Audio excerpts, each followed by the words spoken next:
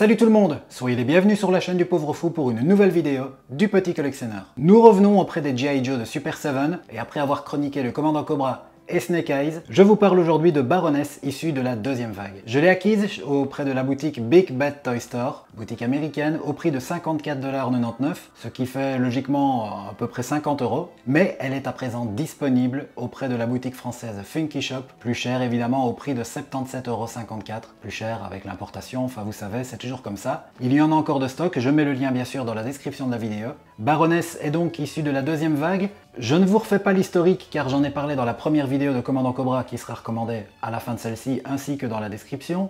Comme je l'ai dit, Baroness est issue de la deuxième vague. Donc pour rappel, en mars aux États-Unis est sortie la première vague, en mai chez Funky Shop. Elle était composée donc de Snake Eyes et du Commandant Cobra, mais également de Duke. Duke, lui, j'en parlerai plus tard, probablement en fin d'année ou début de l'année prochaine, ça dépend un peu de mon agenda et de celui de Super 7, lorsque 3 vagues seront sorties, et le but ce sera de faire une petite review de gamme, comme j'ai déjà fait sur les He-Man et les G.I. Joe Reaction. Donc c'est pour ça que je ne chronique pas non plus toutes les figurines. J'ai par exemple acquis Destro. Lui, avec Duke, sera intégré dans cette vidéo-là. Destro, lui, est issu de la deuxième vague. Il y a également Flint et Lady Jaye, mais je ne les ai pas pris car ce sont de véritables désastres. Je vous montrerai des images ultérieurement. Je me permets toutefois de rappeler que la figurine est produite à l'échelle 1/10, ce qui veut dire qu'un homme d'1,80 m fera 18 cm, elle fait entre 17,5 et 18, c'est assez grand pour une femme, mais ça veut dire qu'on est dans le bon. Chose importante à préciser, Baroness est adaptée donc du cartoon des G.I. Joe bien sûr, de 83, et tout particulièrement de la première mini-série, The Mass Device. Beaucoup de figurines d'ailleurs proviennent de cette même mini-série, et ça a son importance car cette mini-série ne dure que 5 épisodes, et après, Baroness change de look. Vous allez comprendre pourquoi dans la partie bonus et accessoires, c'est vraiment important de le préciser. Justement, je parle des bonus et accessoires, pour les nouveaux vous devez vous demander de quoi je parle, eh bien il faut savoir que pour faire la review de cette figurine, je vais me baser sur les 7 critères qui ont été établis afin de définir la qualité d'une figurine. Les 7 critères sont le contrôle qualité,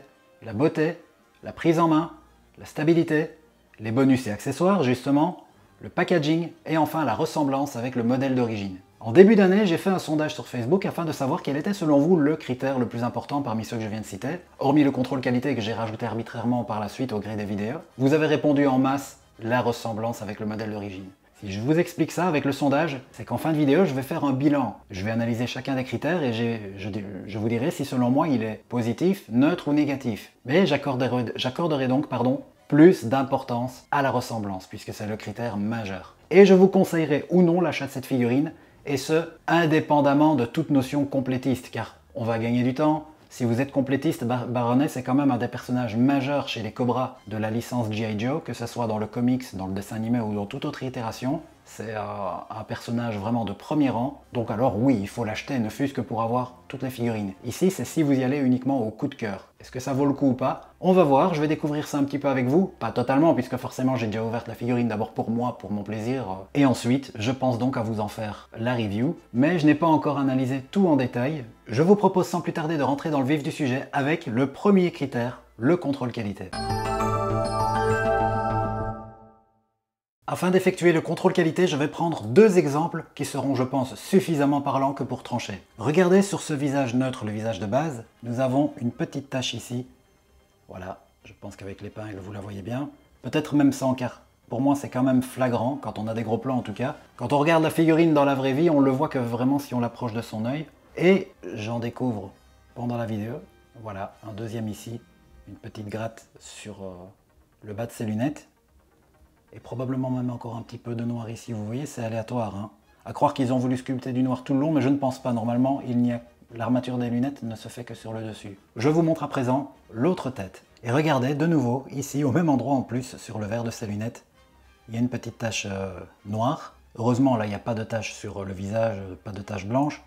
Et là, légèrement, on voit un peu de noir sur le bas de l'armature. Comme ça touche les visages et les lunettes, le visage c'est toujours ce qui est de plus important sur un personnage, les lunettes c'est ce qui permet une identification forte au personnage de Baroness. Je vais pas aller plus loin même si j'ai repéré de légers pets de peinture sur le corps, mais ça me suffit pour moi à mettre ce critère dans le négatif. Passons au suivant, à la beauté de la figurine. Concernant la beauté par contre, là je n'aurais pas grand chose à redire. En général, Super 7 avec ses figurines dites Ultimate, il sait y faire. Et on est plutôt gâté. Je ne sais pas encore si Baroness ressemble à son modèle, mais personnellement je trouve que le sculpte est très beau. Vous l'avez vu d'ailleurs déjà indirectement dans la partie contrôle qualité. Bien sûr il y a des défauts d'épée de peinture, des grattes, mais je pense que vous avez pu apprécier la finesse dans le sculpte. Déjà si on regarde son corps dans son ensemble, on voit qu'il y a du détail, hein. Il y a le pli ici dans les bottes qui est respecté. Pour le reste, il n'y a pas trop de plis dans les vêtements, ça adapte un cartoon qui est dessiné de façon plutôt lisse, sans vraiment d'aplat et de nuances.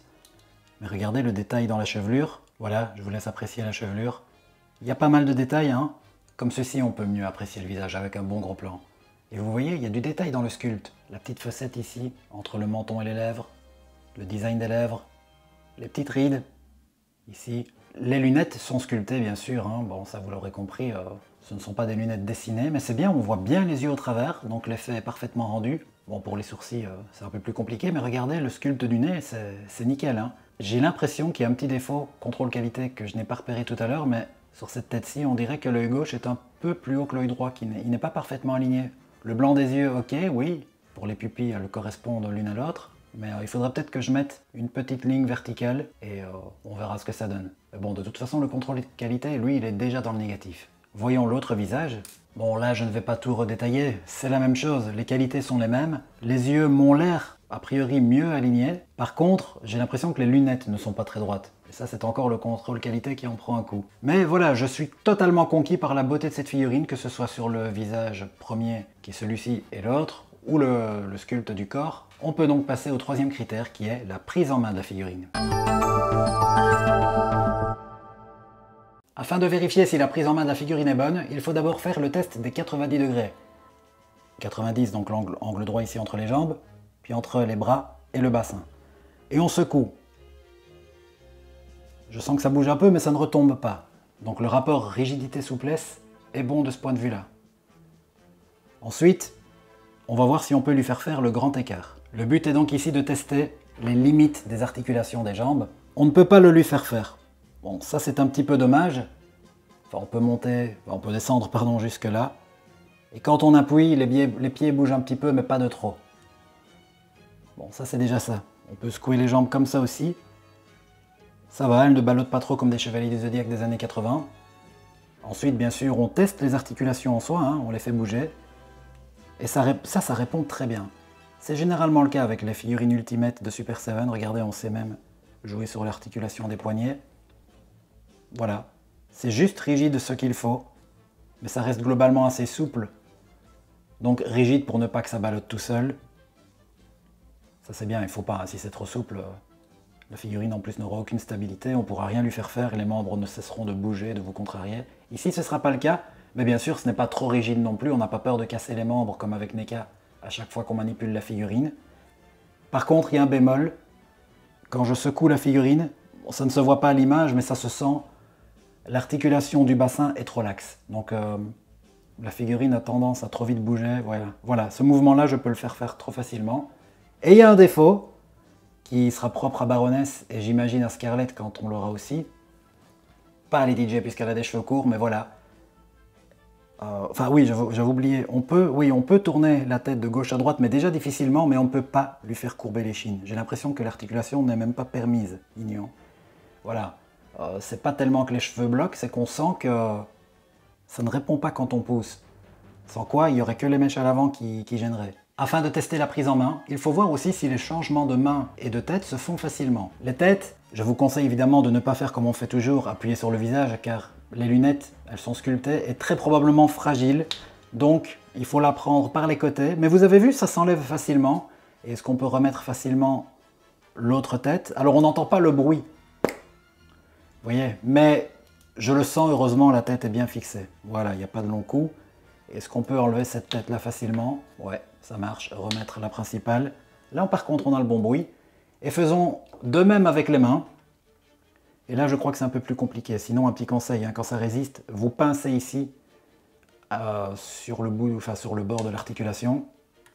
Et ensuite, voilà, on tire un peu quand même. Les bruits sont rassurants. Essayons avec l'autre main, la main gauche. c'est pas facile à enlever. On doit un petit peu forcer pour tirer. Pour mettre aussi, bon ça c'est moins grave. Bilan pour la prise en main, je suis mitigé pour l'instant. Car le bilan je le ferai en off en fin de vidéo, dans quelques heures hein, en ce qui me concerne. Je vais peut-être changer d'avis d'ici là. J'hésite un peu entre mitigé et positif car malgré tout, la manipulation des articulations est vraiment très agréable.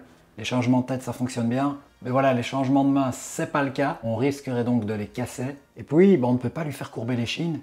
Et c'est trop lax ici. Donc il y a quand même quelques soucis. Du coup, je le fais passer en mitigé malheureusement. On va passer maintenant à la stabilité. Afin de tester la stabilité de la figurine, on la met au garde à vous, au mieux qu'on peut. On la saisit et on l'élève à 10-15 cm du sol, voilà comme ça. On la pose, on la lâche. Si elle tient, c'est que c'est réussi. Sinon, bah forcément c'est que c'est raté. Mais on réessaye plusieurs fois, hein, parce que ça peut être un petit coup de bol. Et de coup de bol, j'ai envie de dire qu'il en est question, car je peux vous dire qu'en réalité, elle n'est pas si stable qu'il n'y paraît. Mais bon, ici, on va jouer le jeu pour la review, j'ai envie de dire que c'est positif. Voilà, je peux encore le faire une fois éventuellement. Chercher la petite bête, non, ça va, elle tient. Bon, quelque part, elle a du mérite, car elle a des talons. Ben oui. Et c'est toujours plus difficile de faire tenir debout une figurine avec des talons. Il faut d'abord s'amuser à bien les aligner. Et ici, je ne me suis pas trop fait chier, je me suis dit, ben on va mettre les pieds droits quand même, mais... Quand je l'ai déballée, par contre, j'ai eu le problème. J'avais pas trop chipoté et elle tombait tout le temps. Donc voilà, un conseil, mettez bien les pieds droits. Regardez l'articulation ici. Hein. Il faut qu'ils soient pareils tous les deux, forcément, dans la même inclinaison. Idem pour les jambes, hein. Il ne faut pas qu'on voit le pli de l'articulation. Et du coup, ça devrait aller. Mais normalement, voilà, quand une figurine travaille bien, a une stabilité naturellement bien travaillée, il suffit de mettre les jambes, enfin la figurine au garde à vous et ça fonctionne. Bon, ici, ce sera dans le vert. On va pouvoir passer aux bonus et accessoires. Et là, j'ai pas mal de trucs à dire. I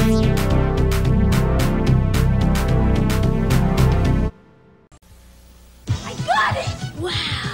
Introducing the G.I. Joe USS Flag Aircraft Carrier.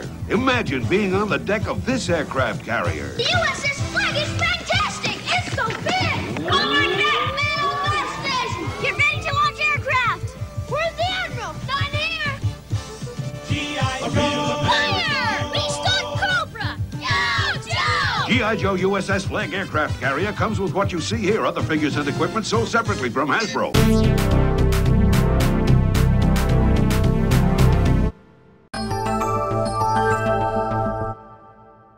Comme toujours, avec ces figurines Ultimate, Super 7 est très généreux avec les bonus et accessoires. Mais vous allez voir, il y a un bémol, et pas des moindres. Nous avons tout d'abord dans le premier blister, la tête bonus que je vous ai présentée tout à l'heure lors du contrôle qualité et de la beauté, mais nous en avons une troisième. Et en fait, il y en a même 4, vous allez voir. Le souci, c'est que cette tête-ci avec des lunettes rondes et des reflets bleus est issue non pas du dessin animé, mais du comics de G.I. Joe. C'est bien, mais le souci, c'est que l'intention ici, dans cette gamme Ultimate, c'est d'adapter le cartoon, en grand format, enfin, un dixième. C'est la première fois qu'on a des figurines de cette taille, basées sur le cartoon, et pourtant, Super 7 s'évertue quand même à nous remettre des bonus du comics. Il l'avait déjà fait avec le commandant Cobra, qui avait une tête bonus, qui était le casque du comics. Je ne vais donc pas m'attarder là-dessus, car ici, je respecte le cahier des charges du dessin animé. Ensuite, nous avons une mitraillette, un pistolet, et plusieurs paires de mains. Et comme vous pouvez le constater, la parité n'est pas du tout respectée. Nous avons 5 mains gauches contre 2 mains droites, plus les poings fermés que vous avez vus tout à l'heure avec la figurine. C'est bien, il y a de quoi tenir les armes et lui permettre d'adopter diverses attitudes et de tenir les accessoires de l'autre blister aussi. Mais si je ne m'y attarde pas, tout comme le fait que je ne m'attarde pas à vous montrer la mitraillette en gros plan avec des comparatifs, c'est que beaucoup d'accessoires sont issus ou du comics ou du dessin animé. Ici, on est plus sur le dessin animé, mais le souci, et c'est là que ça prend toute son importance, que cette figurine soit adaptée de la première mini-série de Mass Device, je l'ai dit tout à l'heure, c'est que aucun, mais je dis bien aucun des accessoires n'apparaît dans The Mass Device. Je vous montrerai différents plans qu'on voit de Baroness au cours des épisodes, et à chaque fois, elle n'a rien en main. Elle ne tient jamais aucun accessoire. Bon, elle a une utilité dans l'histoire, hein, mais probablement que les armes que vous voyez ici, elle les utilisera plus tard, mais avec son autre tunique. D'ailleurs, Super 7 rattrape un peu le coup, puisque dans la vague 4, pardon, qui sortira l'année prochaine, il y a déjà une Baroness 2.0, mais avec sa célèbre tunique noire, qui est conforme à la version Hasbro de 84, hein, les vieux G.I. Joe des années 80 qu'on connaît tous. C'est vrai qu'en général, quand on se représente mentalement Baroness, c'est plutôt en noir. Même si dans le comics de 82, elle apparaît dès le tout premier chapitre, et c'est vrai qu'elle a aussi une tunique bleue. Je vous montre maintenant l'autre blister. Voici donc la 4e tête bonus à laquelle j'ai fait allusion tout à l'heure, avec un masque à gaz qui est relié à une bombe en oxygène. C'est très stylé, mais c'est tiré du comics. Et je ne sais pas de quel numéro, hein. De Mass Device, c'est facile d'aller fouiller dedans, ce n'est que 5 épisodes. Le comics, il y a je crois 175, 180 numéros qui sont sortis, je ne sais plus. La petite seringue, très mignon, je suis sûr qu'on a la main qui nous permet de la tenir, mais ça vient du comics. Un pistolet caméra, même chose, c'est le comics. Ici, c'est une gaine qu'on peut accrocher au fusil que vous avez vu tout à l'heure. De toute façon, j'ai fait le posing, donc ça, vous l'aurez compris, ça vient du dessin animé. Ce deuxième fusil normalement aussi. L'étui pour mettre le petit revolver que vous avez vu sur le premier blister, j'ai testé, ça marche, mais ça vient du comics. Et le couteau normalement du dessin animé. Afin d'établir le bilan de ce critère bonus et accessoires, je suis très embêté. Je ne peux pas nier le fait que Super Seven a été généreux, on en a beaucoup, et ils ont essayé de combler les vides qui sont dus au fait que Baroness, dans The Mass Device, n'a aucun accessoire. Éventuellement, on aurait pu lui mettre des menottes, comme vous le voyez ici, ou pourquoi pas en profiter pour mettre les cristaux en bonus, qui ne sont pas proposés avec le commandant Cobra, qui ne le sont pas avec Destro non plus. D'ailleurs, l'histoire de The Mass Device tourne autour de ces cristaux que vous voyez. Ça aurait pu être sympa. Maintenant, la question qu'on peut se poser, c'est est-ce que c'était légitime de faire cette baronesse-là? N'aurait-il pas fallu faire directement celle avec la tunique noire qu'elle va arborer tout le reste de la série? Et là, je suis sûr que les accessoires qui seront vendus avec seront raccords avec ce look. On peut quelque part comprendre que Super Seven ait eu envie de privilégier la première mini-série. Car souvent, quand on lance une gamme, forcément, on s'attaque d'abord aux personnages les plus iconiques si on fait bien les choses, et on commence par les débuts de la série. Du coup, c'est The Mass Device qui s'impose, et les autres personnages, que ce soit Snake Eyes, Duke, même si bon, Duke, Destro, c'est pareil, ils ont le même look tout le long, comme dans Cobra, mais enfin bon, on les voit dans The Mass Device. Snake Eyes est spécifique à cet arc, sinon vous allez aussi avoir Scarlet, un Cobra Trooper, on les voit dans The Mass Device, et dans la vague 4 qui sortira l'année prochaine, il y a Stalker et Gungo, même chose. Donc, il faut rester cohérent. Afin de trancher et de mettre tout le monde d'accord, je crois que je vais par défaut du coup rester dans le mitigé pour ce critère. On va passer au packaging. Afin de vous parler du packaging, premièrement, je ne peux pas passer sous le silence la fameuse boîte brune, la boîte de la boîte. Il y a des collectionneurs qui aiment bien ça. Voilà, il n'y a pas grand chose, hein. G.I. Joe, Baroness, Super Seven, 14 ans et plus. Il y a les mentions légales à l'arrière, pardon. Il n'y a rien au-dessus, en dessous, voilà. Ensuite, vous avez droit à un couvercle par-dessus la boîte, qui est très stylé, avec l'effet rouille d'une gamelle militaire. Le logo Cobra, puisque Baroness est une Cobra. Sur les côtés, des codes, et je ne sais toujours pas ce que ça veut dire, je ne saurai probablement jamais, là rien de spécial. À l'arrière, le logo G.I. Joe, et voici ce que nous avons une fois le couvercle soulevé. Bon, bien sûr, la figurine dans le blister apparaît derrière ce plastique transparent, mais j'ai tout décomposé. Vous avez le logo G.I. Joe, le nom de Baroness ici dans cette espèce de médaillon, Intelligence Officer, donc sa fonction, le logo Ultimates, puisque c'est le nom de la gamme, comme je l'ai expliqué tout à l'heure. Voilà, rien de particulier. Et à l'arrière, ça c'est ce que je préfère, eh bien il y a la fiche du personnage qui renvoie à ce que Hasbro faisait sur certaines back cards, c'est comme ça qu'on appelle les boîtes des années 80 de l'époque. Et ensuite, une tour de contrôle qui met évidemment à l'honneur Baroness avec différents visuels du dessin animé. Dans des petits écrans télévision, on a des radars. Je vous montre ça d'un peu plus près. Voilà la file card dont je parle, j'utilise c'est vrai les bons termes, mais en gros c'est la carte, la fiche d'identité. Hein. Je ne vais pas tout vous lire, et c'est en anglais.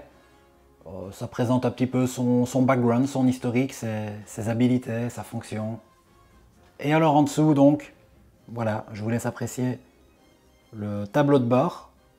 Ah, pour faire des dioramas, ça peut être sympa, vous pouvez photocopier ça, l'imprimer. Et comme je vous disais, voilà des visuels du dessin animé. J'aime beaucoup les radars qui repèrent les avions, la carte du monde avec des points stratégiques, différents boutons. C'est vraiment cool. Et pour conclure le chapitre packaging, je vous montre ce petit diorama ou décor, c'est selon, en carton, que l'on trouve à l'arrière de la boîte derrière les blisters. Ça rappelle les boîtes Hasbro de l'époque, c'est sympa, et donc ça permet de venir exposer son personnage avec un décor. Si on n'a pas la chance d'avoir un véritable diorama avec du paysage, etc., on peut toujours faire ça dans les vitrines, ça peut être sympa. Le packaging, je vais dire que c'est réussi. Le seul truc qui m'embête un peu, c'est que nous sommes sur la deuxième vague et Super Seven ne s'est pas du tout renouvelé. Ils vont faire ça avec toutes les figurines de toutes les vagues. Ils vont juste prendre la peine de changer ici à l'arrière, évidemment, les visuels pour qu'ils correspondent à chaque fois au personnage en question. Sinon, la seule différence, c'est qu'on a parfois des boîtes vertes quand il s'agit de personnages gentils, donc de G.I. Joe. Sinon c'est bleu pour les Cobras. Voilà, ce décor là c'est toujours le même. Ouais, l'identité visuelle des boîtes est toujours parfaitement identique, donc il y a un peu de paresse. On n'a encore que la vague 2, je vais pardonner, je deviendrai peut-être plus sévère avec la vague 3. Maintenant, au moins c'est homogène. Il y a de la cohérence dans la collection, donc quelque part, je sais pas si c'est légitime de vraiment bien les critiquer pour ça. On va mettre le packaging dans le positif et on va passer au plat de résistance de la vidéo, à savoir la ressemblance qui sera directement suivie du bilan avec un conseil à l'achat ou non. A tout de suite. Avant d'entamer les comparatifs, je tiens à préciser deux choses. Tout d'abord, il faut savoir qu'il n'est pas simple dans le dessin animé de trouver des plans qui correspondent parfaitement à ce que la figurine a à nous proposer. En l'occurrence, un visage neutre, comme vous le voyez ici, et puis le visage au sourire narquois. La deuxième chose, c'est de trouver des plans où le personnage est de face. Pour rappel, c'est la baronesse de The Mass Device, il n'y a que 5 épisodes, elle n'apparaît pas dans chacun d'entre eux et pas tout le temps non plus. Donc j'ai fait avec ce que j'avais. Pour le visage neutre que nous avons ici, le premier problème que j'ai envie de souligner est le menton qui est trop arrondi sur la figurine. Les cheveux ont trop de volume, ils devraient être un peu plus raides. La forme des lunettes qui devrait être un peu plus rectangulaire. Je vais pas chipoter sur le vert des verts, qui devrait être un peu plus foncé, mais bon, du coup, ce serait difficile pour Super Seven, de pouvoir nous montrer encore ses yeux par derrière. Après, la forme du nez, de la bouche, ça fonctionne. Les sourcils arrivent à la bonne hauteur, mais malheureusement, il y a un problème majeur aux côtés duquel je ne peux pas passer. Ici, on a la chance de voir Baroness sans ses lunettes et on voit qu'elle a les yeux bleus. La figurine a les yeux noirs. C'est pas compliqué quand même. C'est la preuve que Super Seven a été paresseux, a été trop vite pour le coup. Ils n'ont pas pris la peine de bien observer les épisodes. Ils ont fait sans doute de mémoire. On pourrait se dire, dans le comics peut-être. Et non, j'ai vérifié, dans le comics, elle a les yeux bleus.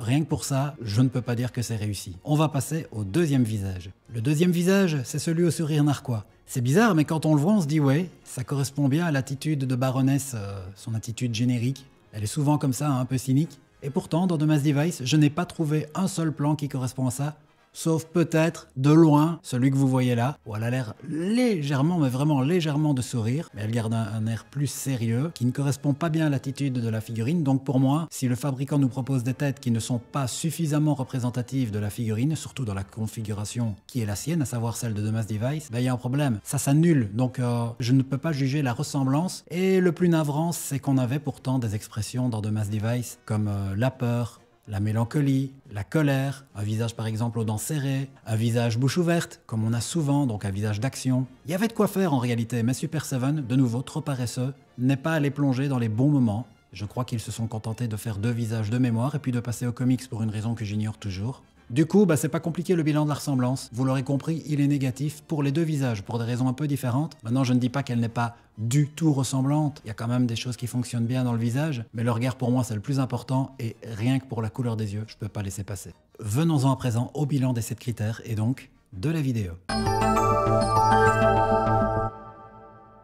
Récapitulons donc un par un les 7 critères et voyons s'ils sont positifs, neutres ou négatifs. Le contrôle qualité, négatif et très négatif. La beauté, positif et très positif. La prise en main, je reste sur mitigé. La stabilité, positif. Les bonus et accessoires, j'ai pas changé d'avis, mitigé. Le packaging, positif. Et la ressemblance, malheureusement, négatif. Ça fait 3 positifs, 2 négatifs et 2 mitigés. Mais la ressemblance a la plus grosse pondération, on va dire comme ça, vous savez pourquoi maintenant. Malheureusement, ma conclusion sera négative. Pour moi, le bilan de cette figurine n'est pas réussi, je ne vous la recommande donc pas spécialement.